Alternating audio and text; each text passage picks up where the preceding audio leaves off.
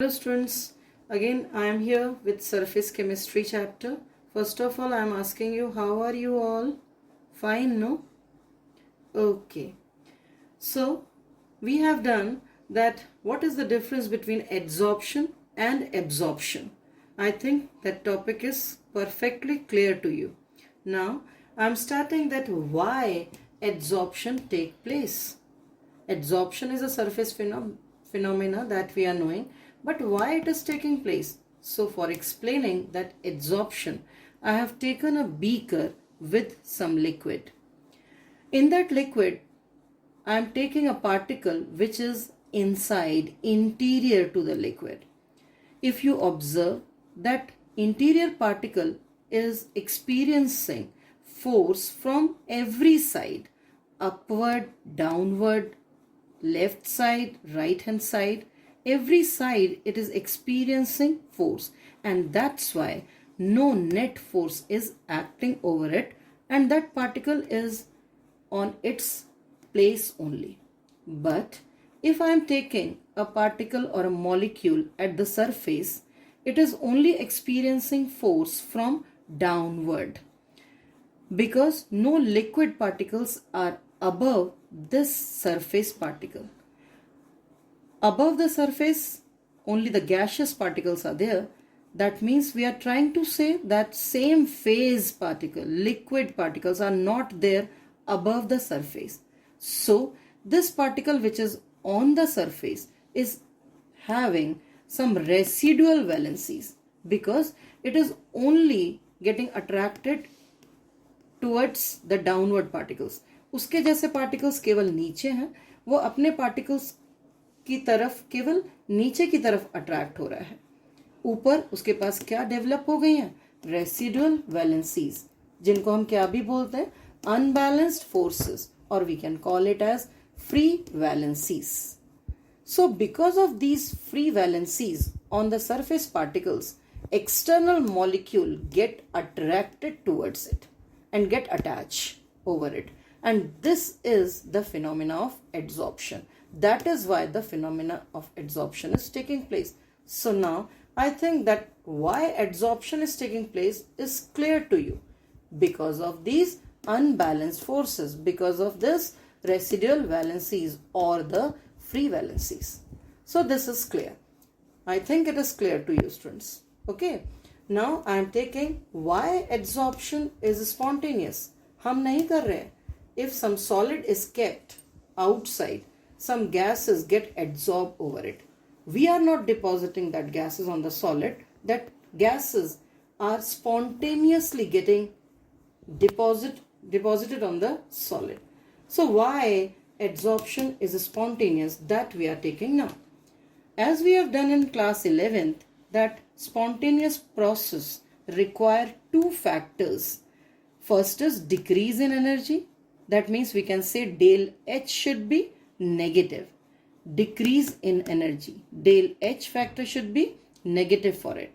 And the second factor which is responsible for making the reaction spontaneous is increase in entropy or randomness. Increase in randomness, increase in entropy, which we used to denote it by delta S, change in entropy. Randomness, it is randomness. Okay, so we are taking one example here, a solid piece we are taking over which some gases are deposited. If the gases are getting deposited, that means the residual valencies are getting fulfilled. Residual valencies if getting fulfilled, that means stability is increasing. And if stability is increasing, energy will decrease. Energy will decrease. So we can say del H factor is negative, which is required for the spontaneous reaction. Del H factor is negative. Energy is decreasing. But here you are observing, students, one more thing, that gases if getting adsorbed on the solid, their randomness is decreasing. Instead of increase in entropy, entropy is decreasing here.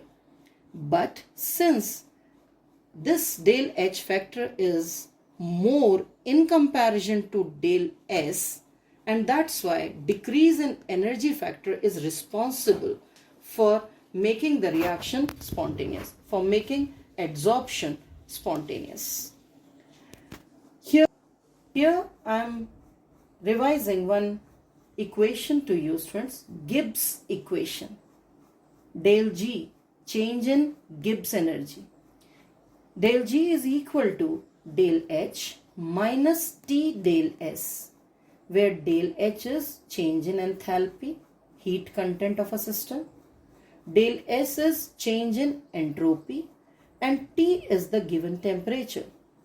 Here in this equation, if del G comes out to be negative, reaction is said to be spontaneous, highly spontaneous.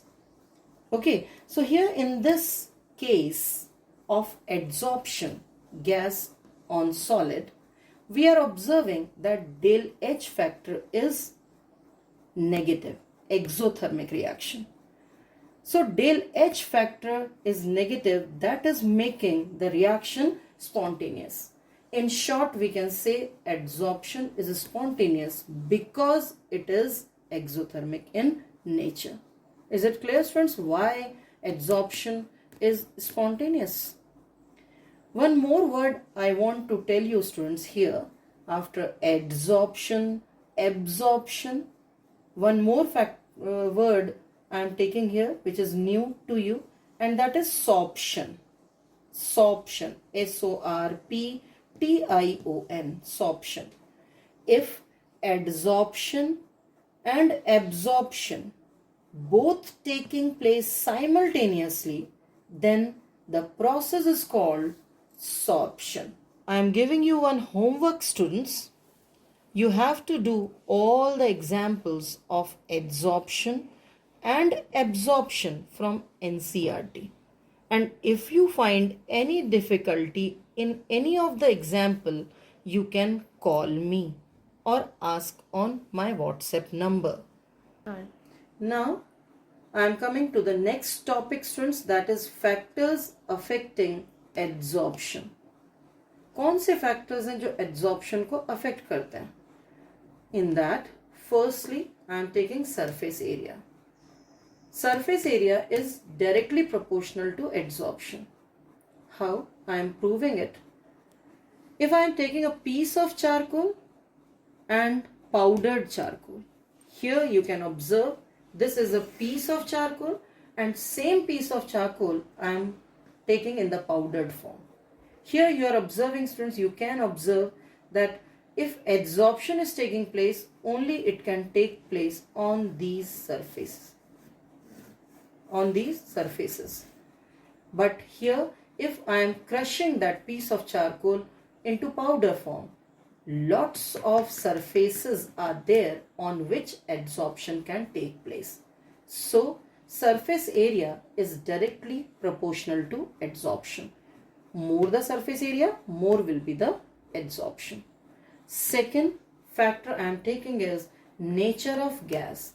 How this nature of gas affects adsorption? Actually, the gas has tendency to get liquefied. You all are knowing it because at our home also we are using LPG, which is liquefied petroleum gas. We has liquefied that petroleum gas into liquid by applying pressure. So gas can be liquefied.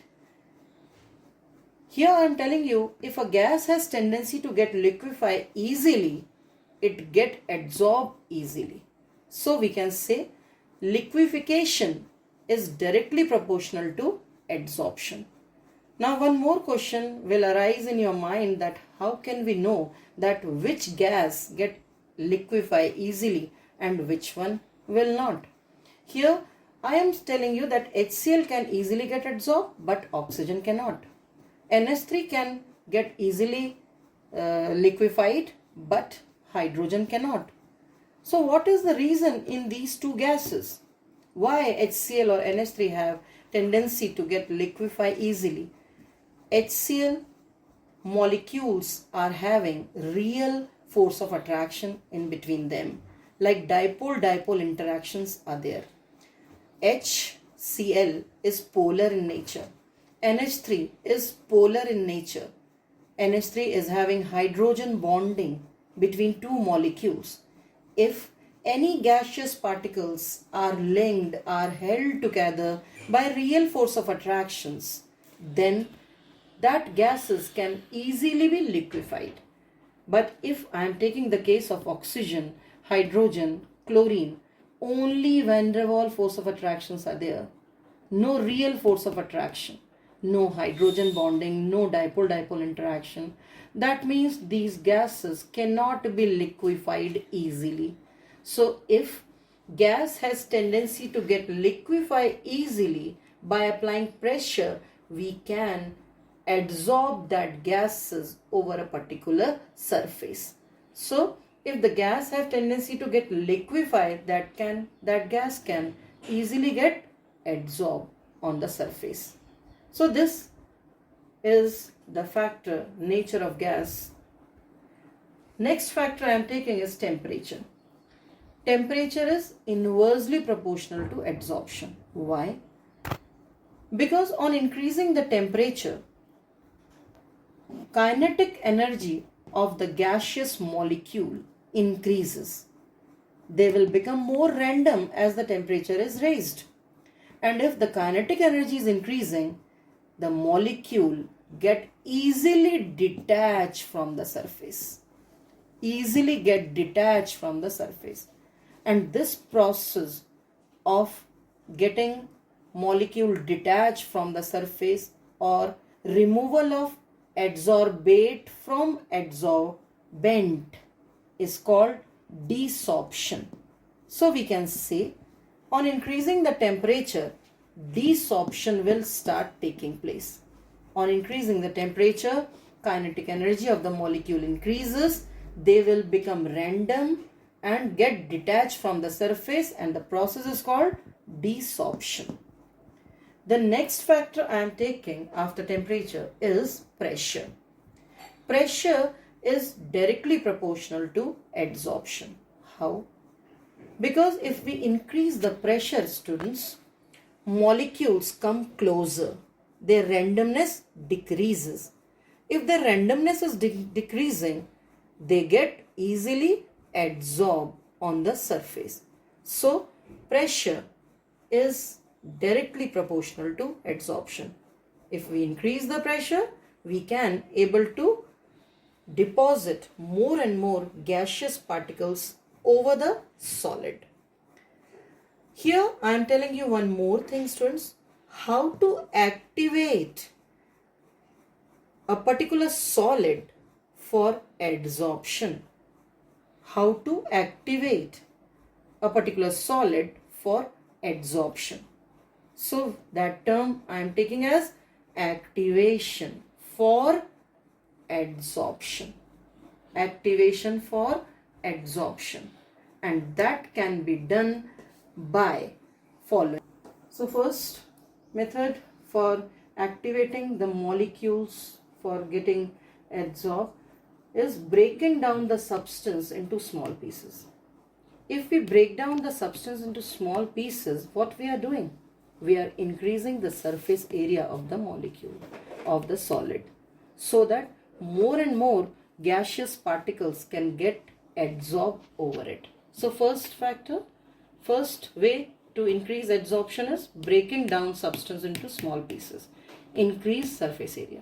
Second method to activate molecule towards adsorption is making the surface rough. If you make the surface rough like this, if you are making the surface rough, again you are increasing the surface area. So this is the second method by which we can activate the surface for more adsorption.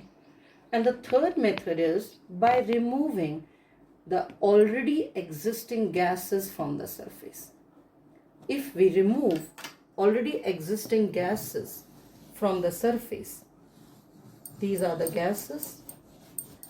If we are removing that gases, now the surface is again ready to adsorb new substances over it.